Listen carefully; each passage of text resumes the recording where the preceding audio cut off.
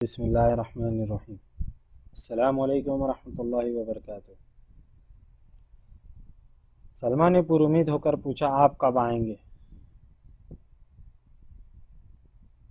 میں دن معین نہیں کر سکتا، لیکن ارادہ یہی ہے کہ گھوڑے خریدتے ہی وہاں سے واپس آ جاؤں، لیکن اگر مجھے جہاد کے لیے کہیں جانا پڑا تو ممکن ہے کہ دوبارہ نہ آ سکوں۔ سلمہ کے چہرے پر پھر ایک بار اداسی چھا گئی اور اس نے آنکھوں میں آنسو بھرتے ہوئے کہا، نہیں، یوں نہ کہیے، خدا آپ کو واپس ضرور لائے گا۔ تم دعا کرتی رہو گی تو انشاءاللہ میں ضرور آؤں گا۔ سلمہ نے کہا، دعا؟ آپ کیا کہتے ہیں؟ اگر میری دعا قبول ہو سکتی تو آپ جانے کا ارادہ کیوں کرتے؟ ابوالحسن نے اچانک محسوس کیا کہ وہ بہت زیادہ باتیں کر چکا ہے۔ اس نے لہجے کو ذرا ترش بناتے ہوئے کہا، سلمہ جاؤ۔ اگر عرب کی تمام عورتیں تمہاری جیسی نیک دعائیں کرتی تو اسلام کی روشنی عرب کی حدود سے باہر نہ نکلتی۔ سلمہ نادم سی ہو کر واپس ہوئی۔ بار بار اس کے منہ سے یہ الفاظ نکل رہے تھے، میں بہت بیوقوف ہوں، میں نے یہ کیوں کہا؟ تھوڑی دیر کے بعد اوپر چڑھی افق مغرب پر گرم لوہے کے سرخ تال کی طرح چمکتا ہوا سورج پانی میں غوطے لگانے کی تیاری کر رہا تھا۔ آسمان پر کہیں کہیں ہلکے بادل شفق کی سرخی کی عکاسی کر رہے تھے۔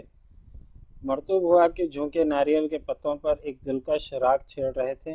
ارد گرد کے تمام مناظر سے ہٹ کر سلمہ کی نگاہیں سمندر کے کنارے عرب کے جہاز پر مرکوز ہو گئی تھی۔ دل میں ہیجان بپا ہوا، اس نے ہاتھ اٹھا کر دعا کی، اے خشکی اور تری کے مالک، مجھے ایک مسلمان عورت کا ایمان دے، مجھے سیدھی راہ دکھا، اور جب وہ واپس آئیں تو مجھے دیکھ کر خفا نہ ہو۔ تیسرے دن آسمان پر بادل چھا رہے تھے۔ سلمہ کوٹھے پر چڑھ کر حسرت بھری نگاہوں سے سمندر کی طرف دیکھ ہی رہی تھی۔ ساحل سے دور ابوالحسن کا جہاز موجوں پر رقص کرتا نظر آ رہا تھا۔ ہوا کے چند تیز جھونکے آئے اور بارش ہونے لگی۔ بارش کی تیزی کے ساتھ اس کی نگاہیں کا دائرہ محدود ہوتا گیا، یہاں تک کہ جہاز آنکھوں سے اوجھل ہو گیا۔ ضبط کی کوشش کے باوجود اس کی آنکھوں سے آنسو چھلک پڑے۔ رخساروں پر بہتے ہوئے بارش کے قطروں کے ساتھ مل گئے۔ سلمہ دیر تک ہاتھ اٹھا کر یہی دعا دہراتی رہی، میرے مولا، اسے سمندر کی سرکش لہروں سے محفوظ رکھ۔ باغیچے میں ابوالحسن سے آخری ملاقات کے بعد سلمہ کے خیالات اور عادات میں بہت بڑی تبدیلی آ چکی تھی۔ اسے ابوالحسن کی بے اعتنائی کا بے حد ملال تھا، تاہم اسے انسانیت کا بلند ترین معیار تصور کرتے ہوئے وہ اس بات پر ایمان لا چکی تھی اس کی جو عادت ابوالحسن کو ناپسند ہے یقیناً بری ہوگی۔ چنانچہ اس نے دوبارہ کسی کے سامنے بے حجاب ہونے کی جرأت نہ کی۔ وہ ابوالحسن اور اس کے ساتھی بندرگاہ کی طرف روانہ ہوئے تو اس نے اپنے دل سے یہ سوال کیا، کیا اس کے دل میں میرے لیے کوئی جگہ ہو سکتی ہے؟ ابوالحسن کی باتیں یاد آتی تو اس کے دل میں کبھی یاس کی تاریکیاں مسلط ہو جاتی اور کبھی امید کے چراغ چمک اٹھتے تھے۔ عبداللہ کی آواز سن کر وہ نیچے اتری۔ بوڑھے باپ نے سوال کیا، سلمہ تم بارش میں اوپر کیا کر رہی تھی؟ کچھ نہیں ابا جی۔ سلمہ کوئی بہانہ کرنا چاہتی تھی، لیکن اسے ابوالحسن کی نصیحت یاد آ گئی اور بولی، میں ان کا جہاز دیکھ رہی تھی۔ عبداللہ نے کہا، وہ تو دیر ہوئی جا چکے، جاؤ تم کپڑے بدلو، طلحہ ابھی آ جائے گا، ہم اسے قرآن مجید پڑھیں گے۔ سلمہ نے پوچھا، آپ انہیں کہاں چھوڑا ہے؟ وہ راستے میں زید کے گھر ٹھہر گیا، ابھی آ جائے گا۔ چند دنوں میں طلحہ کی تعلیم کا نتیجہ یہ ہوا کہ سلمہ اپنی ہر بات میں ابوالحسن کی خوشی کو مقدم سمجھنے کے بجائے خدا کی رضا کو مقدم سمجھنے لگی۔ تاہم ہر نماز کے بعد اس کی سب سے پہلی دعا ابوالحسن کے لیے ہوتی تھی۔ 6 مہینے گزر گئے، ابوالحسن کی کوئی خبر نہ آئی۔ سلمہ کی اداسی بے چینی میں تبدیل ہونے لگی۔ وہ صبح و شام مکان کی چھت پر چڑھ کر سمندر کی طرف دیکھتی۔ بندرگاہ کی طرف آنے والا ہر جہاز اسے دور سے ابوالحسن کی آمد کا پیغام دیتا۔ وہ اپنے خادم کو دن میں کئی بار بندرگاہ کی طرف بھیجتی۔ جب وہ مایوس نگاہوں کے ساتھ واپس آتا تو وہ بے قرار سی ہو کر پوچھتی، تم نے اچھی طرح دیکھا؟ ممکن ہے ان میں کوئی عرب ہو؟ خادم جواب دیتا، وہ فلاں جگہ سے آیا، میں پوری طرح چھان بین کر کے آیا ہوں، ان میں ایک بھی عرب نہ تھا۔ سمندر میں غوطے کھانے والے انسان کی طرح تنکوں کا سہارا لیتے اور کہتی، تم نے ملاحوں سے پوچھا ہوتا، ممکن ہے انہوں نے راستے میں کسی بندرگاہ پر عربوں کا جہاز دیکھا ہو یا ان کے متعلق سنا ہو۔ خادم پھر بھاگتا ہوا بندرگاہ جاتا۔ سلمہ کی امنگیں امیدوں کے کھنڈروں پر نئی امیدوں کا محل کھڑا کر لیتی تھی۔ بوڑھے نوکر کا افسر اور ملول چہرہ پر وہی حوصلہ شکنی خبر دیتا اور سلمیٰ کی امید کا محل دھڑام سے نیچے آ رہتا۔ ہر صبح وہ اپنے دل میں امید کی چراغ روشن کرتی۔ جب سورج سمندر کی لہروں میں چھپ جاتا تو یہ چراغ بھی بجھ جاتے۔ اس کی دھڑکنیں آہوں اور آنسوؤں میں تبدیل ہو جاتے۔ مدت تک طلحہ یا اپنے باپ میں سے کسی پر اس نے اپنے دل کا حال ظاہر نہ ہونے دیا، لیکن ایک شام سلمیٰ کے طرز عمل نے ان دونوں کو شبہ میں ڈال دیا۔ باہر موسلادھ بارش ہو رہی تھی۔ طلحہ اور عبداللہ برآمدے میں بیٹھے تھے، باتیں کر رہے تھے۔ سلمیٰ ایک کمرے کے دریچے کے سامنے بارش کا منظر دیکھ رہی تھی۔ باتوں باتوں میں ابوالحسن کا ذکر آ گیا۔ عبداللہ نے کہا، خدا جانے وہ اب تک کیوں نہیں آئے، 8 مہینے ہو گئے۔ طلحہ نے کہا، اگر خدا نے اسے سمندر کے حادثے سے محفوظ رکھا ہو تو اتنی دیر تک اس کے واپس نہ آنے کی وجہ یہی ہے کہ وہ کہیں جہاد پر چلا گیا۔ عبداللہ نے کہا، آج مجھے دلیپ سنگھ نے بتایا کہ یہاں سے کوئی 30 میل کے فاصلے پر مالابار کا ایک جہاز غرق ہو چکا ہے۔ صرف ایک کشتی 5 آدمیوں کو لے کر یہاں پہنچی ہے۔ طلحہ نے پوچھا، اس پر کتنے آدمی تھے؟ شاید 20 تھے۔ جہاز بہت بڑا تھا اور اس پر تجارت کا بہت سا مال تھا۔ جہاز کیسے غرق ہوا؟ ملاح منزل کو قریب دیکھ کر بے پرواہ ہو گیا اور جہاز ایک چٹان سے ٹکرا کر پاش پاش ہو گئی۔ سلمیٰ پاس کے کمرے میں بیٹھی ہوئی اپنے خیالات میں محو تھی۔ اس نے فقط آخری فقرہ سنا۔ ایک ثانیہ کے لیے اس کی رگوں میں خون کا ہر قطرہ منجمد ہو کر رہ گیا۔ برآمدے سے پھر عبداللہ کی آواز آئی، یہ چٹانیں بہت خطرناک ہیں، ہر سال ان کی وجہ سے کوئی نہ کوئی جہاز غرق ہو جاتا ہے۔ یہاں کے باشندوں کا خیال ہے کہ یہ چٹانیں سمندر کے دیوتا کی مندر ہیں۔ یہ سنتے ہی سلمیٰ کی رگوں میں ایک غیر معمولی ارتعاش پیدا ہوا۔ وہ اٹھی اور اپنے کمرے سے نکل کر باپ کے سامنے آ کھڑی ہوئی۔ اس کا دہشت زدہ چہرہ اور پھترائی ہوئی آنکھیں دیکھ کر باپ نے پوچھا، بیٹی تمہیں کیا ہوا؟ کچھ دیر جذبات کی شدت کی وجہ سے سلمیٰ کے منہ سے کوئی آواز نہ نکلی۔ رنج و کرب کی گہرائیوں میں ڈوبی ہوئی نگاہیں یہ کہہ رہی تھی، جو کچھ تم مجھ سے چھپانا چاہتے ہو میں سن چکی ہوں۔ طلحہ نے حیران ہو کر پوچھا، کیوں بیٹی، کیا بات ہے؟ سلمیٰ کے بھنچے ہوئے ہونٹ کپ کپائے، پھترائی ہوئی آنکھوں پر آنسو کی باریک پردے چھا گئے۔ اس نے کہا، بتائیے، کب ڈوبا ان کا جہاز؟ آپ کو کس نے بتایا اور وہ آپ خاموش کیوں ہیں؟ خدا کے لیے کچھ کہیے، میں بری سے بری خبر سننے کے لیے تیار ہوں۔ ہچکیوں اور آہوں کی شدت سے اس کی آواز کے تسلسل کو توڑ رہی تھی۔ عبداللہ نے پریشان سا ہو کر جواب دیا، بیٹی، ہم مالابار کے ایک جہاز کا ذکر کر رہے تھے، آج دلیپ نے مجھے بتایا تھا۔ لیکن سلمیٰ نے باپ کا فقرہ پورا نہ ہونے دیا۔ نہیں، آپ مجھ سے چھپانا چاہتے ہیں، مجھے جھوٹی تسلیاں نہ دیں۔ یہ کہہ کر سلمیٰ ہچکیاں لیتی ہوئی دوسرے کمرے میں چلی گئی۔ بوڑھا باپ کچھ سمجھا کچھ نہ سمجھا۔ وہ طلحہ کی طرف معذرت طلب نگاہوں سے دیکھتا ہوا اٹھا اور سلمیٰ کے کمرے میں چلا گیا۔ سلمیٰ منہ کے بل بستر پر لیٹ چکی ہچکیاں لے رہی تھی۔ بوڑھے باپ کا دل بھر آیا۔ اس نے قریب بیٹھ کر سر پر ہاتھ پھیرتے ہوئے کہا، بیٹی، کیا ہو گیا تمہیں؟ سلمیٰ اٹھ کر بیٹھ گئی۔ آنسو پوچھتے اور ہچکیاں ضبط کرتے ہوئے جواب دیا، کچھ نہیں ابا جان، مجھے معاف کیجیے، آئندہ آپ مجھے کبھی روتے نہیں دیکھیں گے۔ لیکن رونے کی وجہ؟ ایسی خبریں تو روز سنا کرتے ہیں۔ آخر مالابار کا ایک جہاز غرق ہو جانے کی خبر میں کیا خصوصیت تھی؟ سلمیٰ نے غور سے اپنے باپ کے چہرے کی طرف دیکھا اور قدرے مطمئن ہو کر بولی، آپ سچ کہتے ہیں؟ عبداللہ نے برہم ہو کر کہا، آخر مجھے جھوٹ کہنے کی کیا ضرورت ہے؟ آج تم نے میری کسی بات پر شک نہیں کیا، اگر مجھ پر یقین نہیں آتا تو طلحہ سے پوچھ لو۔ سلمیٰ نے ندامت سے سر جھکا اور کہا، ابا جان، میں معذرت چاہتی ہوں، میں سمجھتی تھی کہ شاید عربوں کے جہاز کا ذکر کر رہے تھے۔ بیٹی، کیا تم یہ سمجھتی ہو کہ خدا نخواستہ اگر میں ان کے جہاز کے متعلق ایسی خبر سنتا تو مجھے تم سے کم صدمہ ہوتا؟ شام کے کھانے کے بعد طلحہ اور عبداللہ کا خادم عشاء کی نماز ادا کر رہے تھے۔ خادمہ برتن صاف کر رہی تھی۔ اتنے میں کسی نے باہر کے پھاٹک پر دستک دی۔ سلمیٰ نے خادمہ سے کہا، شاید زید اور قیس آئے ہیں، تم نے باہر کا دروازہ بند تو نہیں کر دیا؟ خادمہ نے جواب دیا، ایسی بارش میں کون آ سکتا ہے، میں ابھی کواڑ بند کر کے آئی ہوں۔ اگر انہیں آنا ہوتا تو مغرب کی نماز کے لیے نہ آتے، اور ہاں، زید تو بیمار ہے، قیس بیچارہ بوڑھا، اس نے گھر ہی نماز پڑھ لی ہوگی۔ لیکن پھر بھی کوئی دروازہ کھٹکھٹا رہا ہے۔ یہ آپ کا وہم ہے، دروازہ ہوا سے ہل رہا ہے۔ نہیں، کسی کی آواز بھی سن رہی ہوں، شاید میں جاتی ہوں۔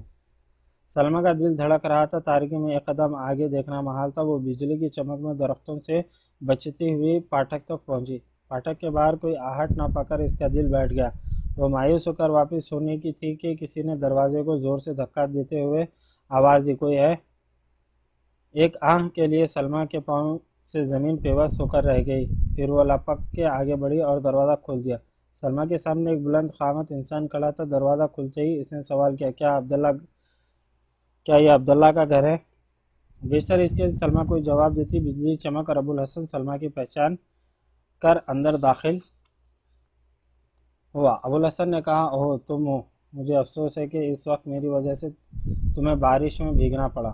سلمیٰ نے اپنے دل میں کہا، کاش تم یہ جان سکتے کہ اس بارش کی بوندیں کس قدر خوشگوار ہیں۔ پھر ابوالحسن سے مخاطب ہو کر بولی، چلیے۔ برآمدے میں طلحہ اور عبداللہ ابوالحسن کی آواز سن کر اس کے استقبال کے لیے کھڑے تھے۔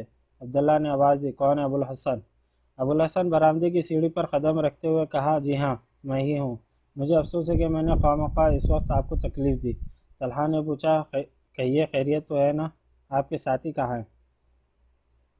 ہاں خیریت ہے، میں ان سب کو جہاز پر چھوڑ آیا ہوں۔ مجھے معلوم نہ تھا کہ یہاں تک پہنچنے کے لیے مجھے اتنے مراحل سے گزرنا پڑے گا۔ راستے میں ایک دفعہ پھسلا، 2 مرتبہ ندی میں گرا، 5 مکانات کو آپ کا مکان سمجھ کر آوازیں دی۔ ایک گھر کے چند فرد شناس کتوں نے میرا استقبال کیا۔ عبداللہ نے سلمیٰ کو آواز دی۔ سلمیٰ ابھی بے خودی کے عالم میں برآمدے سے باہر کھڑی تھی۔ آج بھی بارش کے قطرے اس کے رخساروں کے آنسو دھو رہے تھے، لیکن یہ خوشی کے آنسو تھے۔ باپ کی آواز سن کر وہ چونکی اور بھاگتی ہوئی برآمدے میں داخل ہوئی۔ کیا ہے اباجان؟ بیٹی جاؤ، ان کے لیے کھانا اور کپڑے کا جوڑا لے آؤ اور باقی مہمانوں کے لیے بھی کھانا تیار کرو، میں انہیں بلانے کے لیے جاتا ہوں۔ ابوالحسن نے کہا، کھانا ہم سب کھا چکے ہیں، آپ تکلیف نہ کریں۔ کپڑے بدلنے کے بعد ابوالحسن عبداللہ اور طلحہ سے دیر تک باتیں کرتا رہا۔ اس نے دیر سے واپس آنے کی وجہ بیان کی کہ بصرہ سے اسے افریقہ کی ایک مہم میں شریک ہونے کے لیے بھیج دیا گیا۔ 7ویں دن عبداللہ کی رضامندی نے سلمیٰ اور ابوالحسن کو رشتہ ازدواجی میں منسلک کر دیا۔ 3 سال بعد ابوالحسن شہر میں اپنے لیے ایک خوبصورت مکان اور اس کے قریب ایک مسجد تعمیر کروا چکا تھا۔ اس کی دیکھا دیکھی اس کے چند ساتھی بھی اس شہر میں آباد ہو گئے۔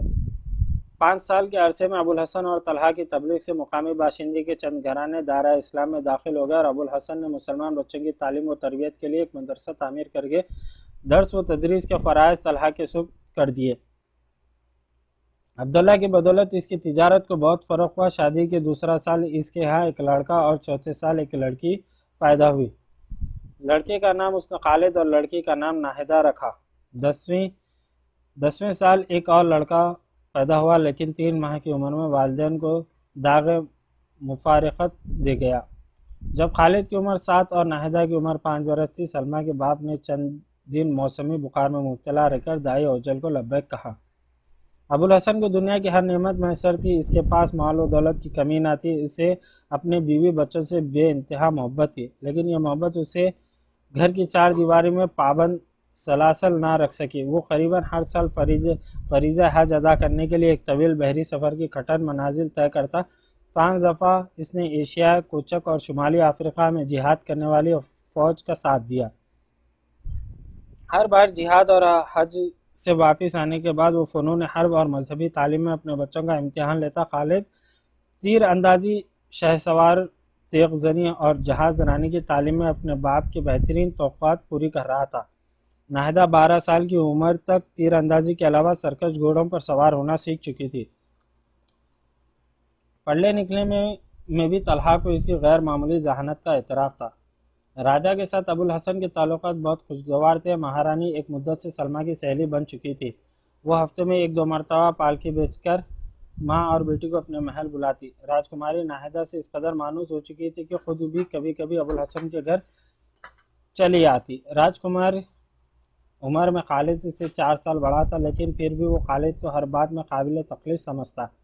ایک دن دلیپ سنگھ نے راجہ کے سامنے فنون حرب میں خالد کی غیر معمولی استعداد کی تعریف کی۔ راجہ نے پوچھا، کیا وہ ہمارے راجکمار کا مقابلہ کر سکے گا؟ دلیپ سنگھ نے جواب دیا، مہاراج ہمارے راجکمار نازوں کے پلے ہوئے ہیں، وہ ایک سپاہی کا بیٹا ہے، لیکن وہ بہت چھوٹا ہے۔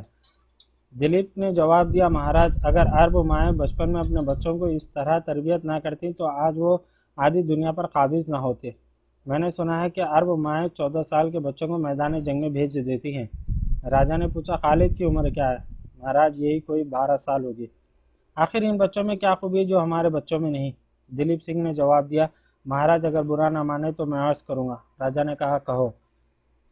مہاراج ہم میں اور ان میں ایک بنیادی فرق ہے۔ ہم بے شمار دیوتاؤں کو مانتے ہیں، ان دیوتاؤں کے علاوہ دنیا کی ہر وہ طاقت جو ہمیں خوفزدہ کر سکتی ہے ہماری نگاہوں میں دیوتا کا درجہ حاصل کر لیتی ہے۔ مثلا ہمارے راہ میں اگر کوئی دشوار گزار پہاڑ آ جاتا تو ہم اپنی قوت تسخیر کے امتحان کی بجائے اسے دیوتا سمجھ کر اس کی پوجا شروع کر دیتے ہیں، لیکن وہ صرف ایک خدا کو مانتے ہیں اور اس کے سوا روئے زمین پر کسی بڑی سے بڑی قوت کے سامنے سر جھکانا گناہ سمجھتے ہیں۔ اس کے علاوہ اس کا ایمان یہ ہے کہ انسان مر کر فنا نہیں ہوتا بلکہ موت کے بعد اس کی نئی زندگی کا آغاز ہوتا ہے۔ ابوالحسن نے ایک دن مجھے بتایا تھا کہ جب خالد بن ولید ان کا بہت بڑا سپاہ سالار شام کی طرف پیش قدمی کر رہا تو شام کے گورنر نے اسے لکھا تھا کہ تم پہاڑ سے ٹکرا رہے ہو، تمہارے 40 سپاہیوں کے مقابلے میں میرے پاس 2.5 لاکھ سپاہی موجود ہے جو بہترین ہتھیاروں سے مسلح ہیں۔ اس کے جواب میں مسلمان کے سپاہ سالار نے لکھا، مجھے تمہاری طاقت معلوم ہے لیکن تم شاید یہ نہیں جانتے کہ تمہارے سپاہیوں کے دلوں میں جس قدر زندہ رہنے کی آرزو ہے میرے سپاہیوں میں موت کی تمنا اس سے کہیں زیادہ ہے۔ راجا نے کہا، دلیپ سنگھ، میں یہ چاہتا ہوں کہ راجکمار کی سپاہیانہ تربیت ابوالحسن کو سونپ دی جائے۔ تم اس سے ملو، اگر وہ یہ خدمت قبول کرے تو ہم اسے ایک معقول معاوضہ دینے کے لیے تیار ہیں۔ دلیپ سنگھ کے کہنے پر ابوالحسن نے راجا کی دعوت خوشی سے قبول کر لی لیکن معاوضہ لینے سے انکار کر دیا۔ 2 سال کی تربیت کے بعد ابوالحسن نے راجا سے کہا، اب آپ کا بیٹا فنون سپاہ گیری میں اس ملک کے بہترین نوجوانوں کا مقابلہ کر سکتا ہے۔ راجا نے پوچھا، میں جاننا چاہتا ہوں کہ وہ تیر اندازی اور شہ سواری میں خالد کے مد مقابل ہے یا نہیں۔ ابوالحسن نے جواب دیا، خالد اس عمر میں تیر و کمان سنبھالا تھا جب آپ کا راجکمار کھلون سے دل بہلایا کرتا تھا، اور اس عمر میں گھوڑے کی پیٹھ پر بیٹھنا سیکھا تھا جس عمر میں راجکمار کو نوکر کندھوں پر اٹھائے پھرتے تھے۔ خالد فطرتاً ایک سپاہی ہے اور راجکمار فطرتاً ایک شہزادہ۔ اور راجکمار تیغ زنی میں کیسا ہے؟ وہ خالد سے عمر میں بڑا ہے، اس کے بازو بھی اس قدر مضبوط ہے۔ میں نے دونوں کا مقابلہ کرا کے نہیں دیکھا لیکن میرا خیال ہے وہ خالد کی نسبت زیادہ آسانی تلوار گھما سکتا ہے۔ راجا نے بیٹا کو بلایا، پوچھا، کیوں راجکمار، تم اپنے استاد کے بیٹے سے تلوار کے 2 ہاتھ دکھانے کے لیے تیار ہو؟ راجکمار نے جواب دیا، نہیں پتا جی، وہ میرا چھوٹا بھائی ہے، اگر میں ہار گیا مجھے شرم آئے گی، اگر وہ ہار گیا تو بھی مجھے ہی شرم آئے گی۔ ابوالحسن کی شادی کو 18 برس گزر چکے تھے۔ خالد کی عمر 16 اور ناہیدہ کی عمر 14 برس تھی۔ خلیفہ ولید کی مسند نشینی کے ساتھ مسلمان کی نئی فتوحات کا آغاز ہو چکا تھا۔ ایک دن سندھی تاجروں کا جہاز آیا، اس کے ساتھ عمان کا ایک عیسائی بھی تھا۔ سندھ کے تاجروں نے جزیرے کے عربوں سے ترکستان اور شمالی افریقہ میں مسلمانوں کی شاندار فتوحات کا ذکر کیا۔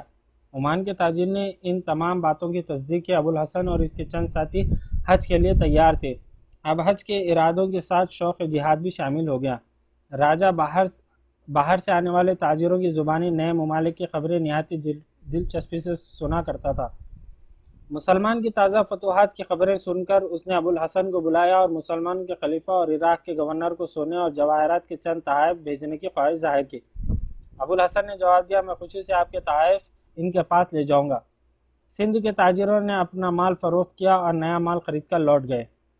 ان کے جانے کے چند دن بعد ابوالحسن کے ساتھی سفر حج کے لیے تیار ہو گئے۔ اس سال سراندیپ کے 9 مسلمانوں کے علاوہ حج پر جانے والے عربوں کی تعداد بھی خلاف معمول زیادہ تھی۔ طلحہ اور اس کے علاوہ 3 اور عرب تاجر حج پر جانے والوں کے گھروں کو دیکھ بھال کے لیے پیچھے رہ گئے۔ بعض عرب اپنے کمسین بچوں کو طلحہ کی حفاظت میں چھوڑ کر بیویوں کو ساتھ لے گئے اور بعض اپنے اہل و عیال کو گھروں میں چھوڑ گئے۔ ابوالحسن اپنی بیوی اور بچوں کو ساتھ لے جانے کا ارادہ کر چکا تھا لیکن سفر سے 3 دن قبل سلمہ اچانک بیمار ہو گئی اور اسے یہ ارادہ ملتوی کرنا پڑا۔ خالد عقاب کے اس بچے کی طرح تھا جو پر نکلنے کے بعد گھونسلے میں پھڑپڑا رہا ہو۔ میدان عمل میں اپنے سپاہیانہ جوہر دکھانے کے لیے بے قرار تھا لیکن ماں کی علالت نے اسے گھر ٹھہرنے پر مجبور کر دیا۔ ابوالحسن نے وعدہ کیا کہ واپس آتے ہی اسے عرب سیاحت کے لیے رخصت کے لیے بھیج دے گا۔ رخصت کے دن سلمیٰ کو سخت بخار تھا، لیکن وہ انتہائی تکلیف کے باوجود بستر پر نہ لیٹی۔ شوہر کو الوداع کہنے سے پہلے اس نے سراپا التجا بن کر کہا، دیکھیے میں بالکل تندرست ہوں، مجھے ساتھ لے چلیے، اپنے وعدے نہ بھولیے۔ ابوالحسن نے مغموم سا ہو کر جواب دیا، نہیں سلمیٰ، جہاز پر موسمی بخار تمہیں بہت تکلیف دے گا، تم تندرست ہو جاؤ گی تو میں دوسرے سفر میں تمہیں ساتھ لے چلوں گا۔ دیکھو میں تمہاری تیمارداری کے لیے خالد اور ناہیدہ کو چھوڑ کر جا رہا ہوں، طلحہ بھی تمہارا خیال رکھے گا۔ اس نے آنکھوں میں آنسو بھرتے ہوئے کہا، نہیں نہیں، مجھے ضرور لے چلیے، میں آپ کے ساتھ ہر تکلیف برداشت کر سکتی ہوں۔ ابوالحسن نے کہا، سلمیٰ ضد نہ کرو، دیکھو تمہاری نبض کس قدر تیز ہے، بخار سے تمہارے چہرہ سرخ ہو رہا ہے، تم نے کبھی سمندر کا سفر نہیں کیا، میں جلدی واپس آ جاؤں گا۔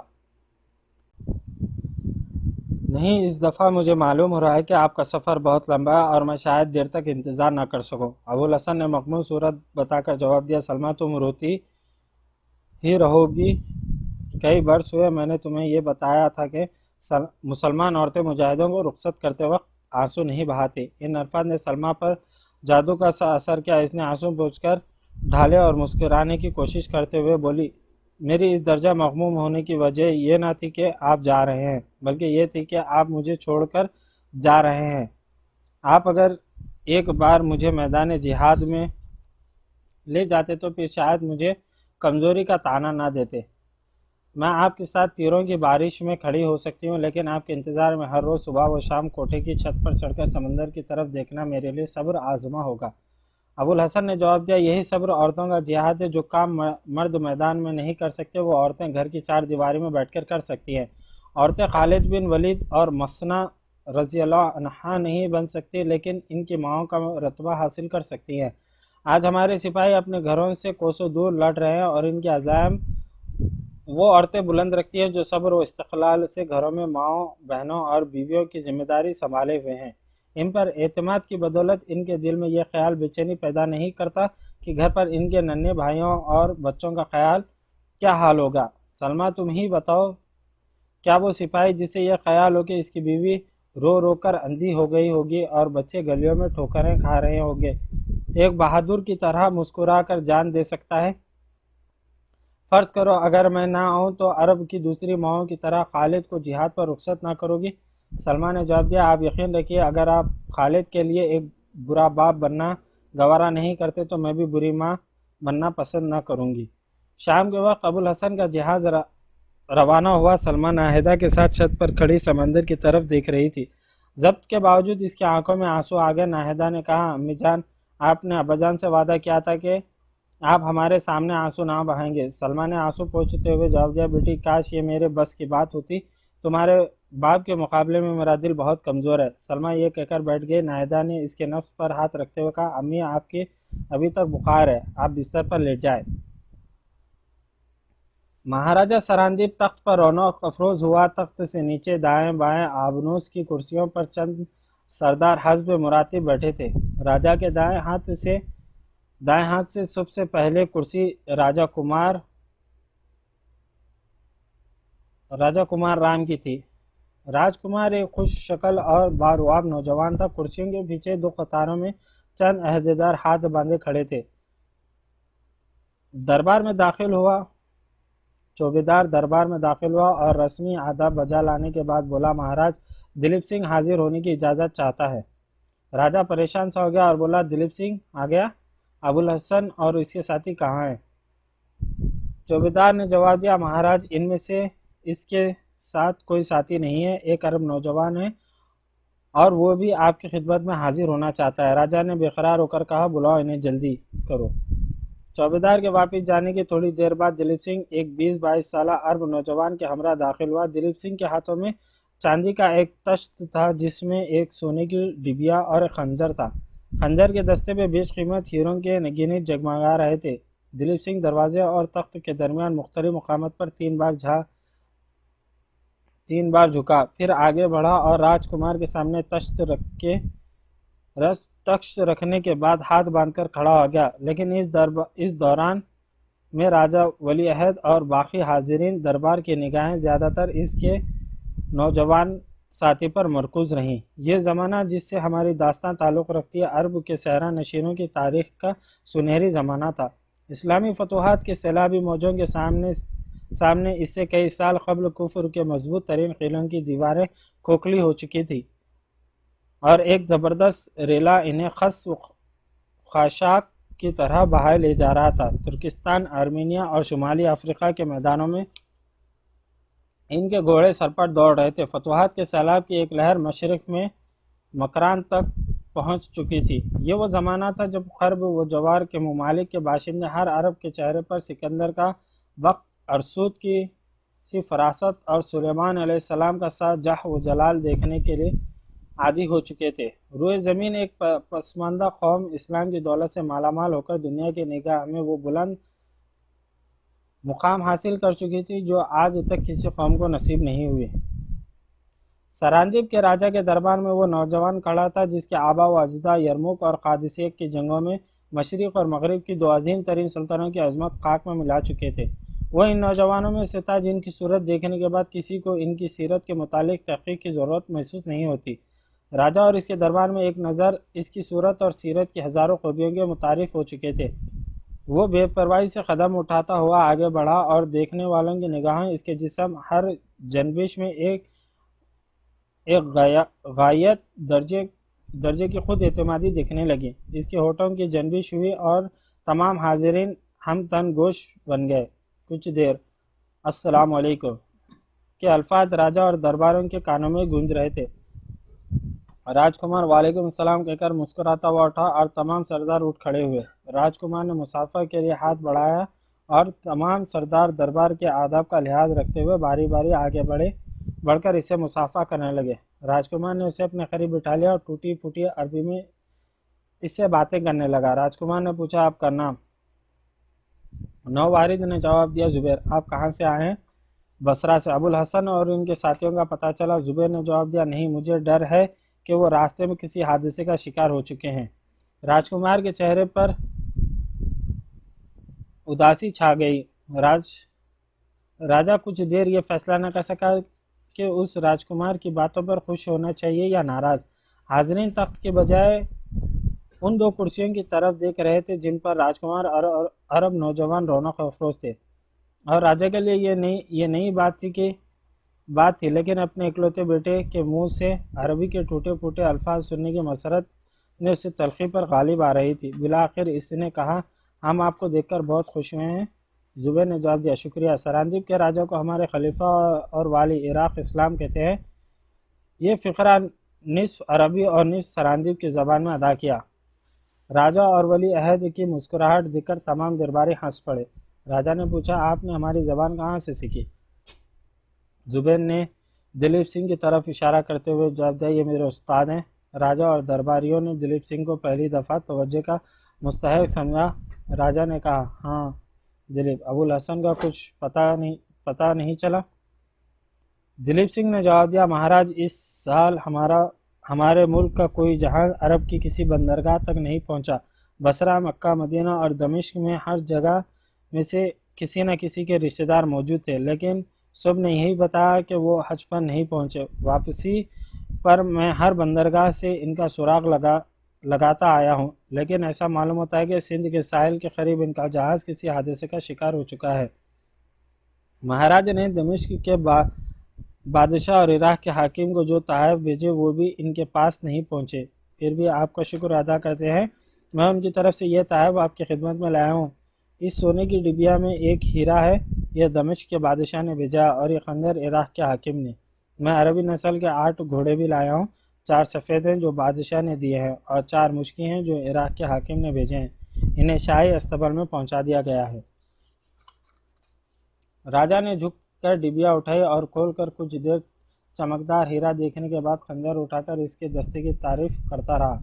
اس کے بعد اس نے دونوں تحائف راجکمار کی طرف بڑھاتے ہوئے کہا دیکھو راجکمار، یہ تحفہ اس بادشاہ کا ہے جس کا لوہا ہر لوہے کو کاٹتا ہے، جس کی سلطنت میں کئی دریا، کئی پہاڑ اور کئی سمندر ہیں، جس کے سپاہی پتھر کے قلعوں کو مٹی کے گھروندے سمجھتے ہیں اور گھوڑوں پر سوار ہو کر دریاؤں کو عبور کرتے ہیں۔ اور یہ خنجر مجھے عراق کے حاکم نے بھیجا ہے جس کے نام سے بڑے بڑے بادشاہ کانپتے ہیں۔ راجکمار کسی اور خیال میں تھا، اس نے یہ دونوں چیزیں بے پرواہی سے دیکھی اور وزیر کے ہاتھوں میں تھما دیں۔ یہ تحائف جنہیں سراندیب کا سادہ دل راجہ روئے زمین کی تمام خزانوں سے زیادہ قیمتی سمجھتا تھا۔ ایک کے بعد دیگر تمام درباریوں کے ہاتھوں میں گردش کرنے کے بعد پھر راجا کے پاس پہنچا۔ وہ کبھی خنجر کا دستہ ٹٹولتا اور کبھی ڈبیا کھول کر دیکھتا۔ بالآخر اس نے زبیر کی طرف دیکھا اور کہا، میرا جی چاہتا ہے کہ میں اپنی آنکھوں سے تمہارے بادشاہوں کو دیکھوں۔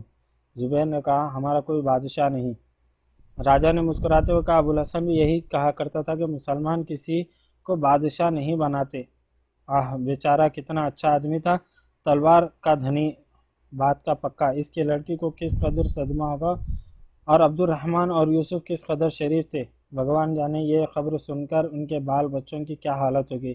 آپ ان سے ملے ہیں؟ جی نہیں، میں سیدھا آپ کے پاس آیا ہوں۔ زبیر نے اپنے جیب سے ایک خط نکال کر راجا کو پیش کرتے ہوئے، یہ خط مجھے بصرہ کے حاکم نے دیا۔